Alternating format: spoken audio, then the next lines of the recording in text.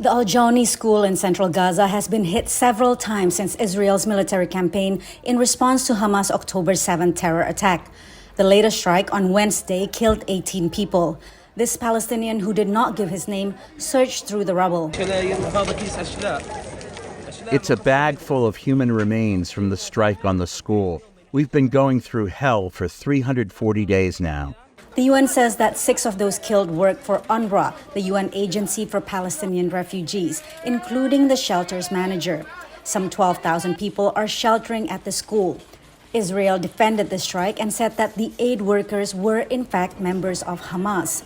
When a school is no longer a school and becomes a Hamas command and control center used by Hamas terrorists to plan and execute terrorist attacks against our troops and against our people here in the state of Israel, then it becomes a legitimate target.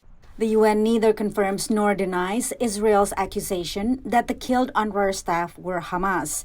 Speaking from Poland Thursday, U.S. Secretary of State Antony Blinken again called for a ceasefire and criticized both sides. We need to see humanitarian sites protected, and that's something that we continue to raise with Israel. We continue to see Hamas hiding taking over, and otherwise using these sites from which to conduct its operations. Israel has repeatedly accused UNRWA workers of being tied to militant groups in Gaza.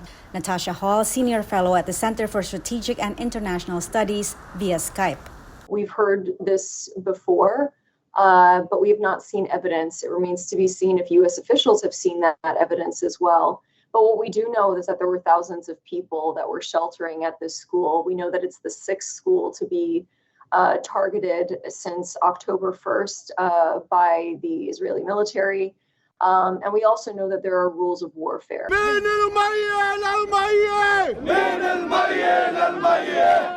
Meanwhile, Turkey blames Israel and announced its own probe into the death of Ayşenur Eşge, a Turkish-American activist who was killed by Israeli forces last week while protesting settlements in the occupied West Bank.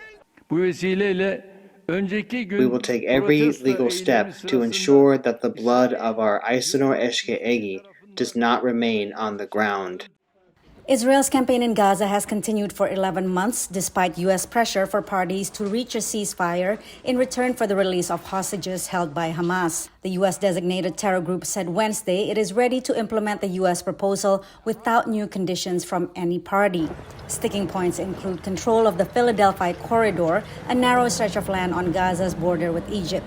The U.S. said Saturday a more detailed ceasefire proposal would be made in the next several days.